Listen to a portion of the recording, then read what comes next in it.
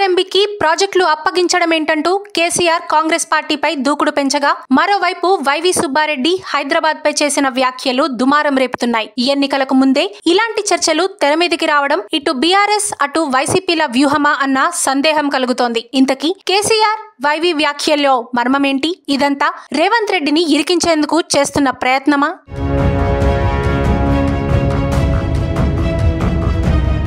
ఉమ్మడి రాజధానిగా హైదరాబాద్ ఉండాలి, హైదరాబాద్ పై హక్కు మరో 2 ఏళ్లు పొడిగించండి అంటూ వైవి సుబ్బారెడ్డి నోటి వెంట వచ్చిన మాటలు కాకరేపుతున్నాయి. వైసీపీ ముఖ్య నేత జగన్ అత్యంత సన్నిహితుడు, కుటుంబ సభ్యుడు అయిన వైవి సుబ్బారెడ్డి చేసిన ఈ వ్యాఖ్యలు అటు తెలంగాణలో ఇటు ఆంధ్రలో కలకలం సృష్టిస్తున్నాయి. వాస్తవానికి హైదరాబాద్ నుంచి 2014-16 మధ్య ఏపీ సర్కారు పూర్తి స్థాయిలో ఆంధ్రకు షిఫ్ట్ అయిపోయింది. దీంతో గత 7 ఏళ్లుగా ఏపీ వ్యవహారాలు తెలంగాణలో దాదాపు శూన్యం. ఏపీ సీఎం జగన్మోహన్ రెడ్డి బాధ్యతలు చేపట్టిన తర్వాత తెలంగాణకు ఆయన వచ్చింది కూడా పెద్దగా ఏం లేదు. ఏపీ సర్కారు 3 రాజధానులు అమరావతి, వైజాగ్, కర్నూలు అంటూ ఇన్నాళ్లు చెప్పుకుంటూ వచ్చింది. ఆ తర్వాత కార్యనిర్వాహక రాజధాని వైజాగ్ వెళ్తున్నట్లుగా ప్రభుత్వం పెద్దలు ప్రకటనలు గుప్పించారు. కానీ కోర్టు వివాదాలతో ముందడుగు పడలేదు. ప్రస్తుతం ఏపీ ప్రభుత్వ కార్యాలయాలన్నీ కూడా గుంటూరు, విజయవాడ కేంద్రంగానే కొనసాగుతున్నాయి. వైజాగ్ కి 1 అర వెళ్లిన పాలనంతా విజయవాడ కేంద్రంగానే సాగుతోంది. తెలంగాణ టీడీపీ హయాంతో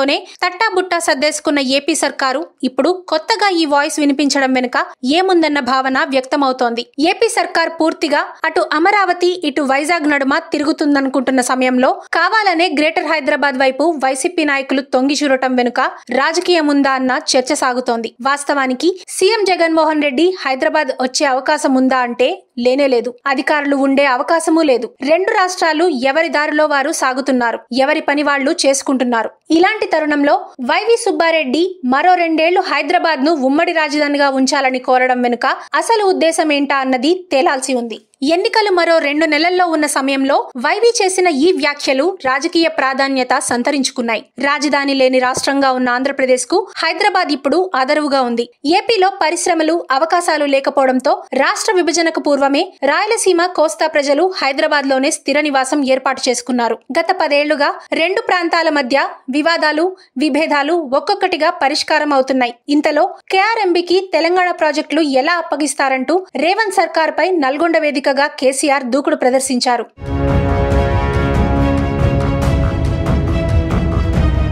రేవంత్ సర్కారుకు చేత కాకుంటే తనను అడగాలని, అంతేగాని తెలంగాణ ప్రయోజనాలను పణంగా పెట్టొద్దని హితవు పలికారు. మొత్తానికి అటు కేఆర్ఎంబీపై బీఆర్ఎస్ వ్యాఖ్యలు, ఇటు హైదరాబాద్ ఉమ్మడి రాజధానిపై వైసీపీ ముఖ్య నేత వ్యాఖ్యలు రచ్చకు కారణమవుతున్నాయి.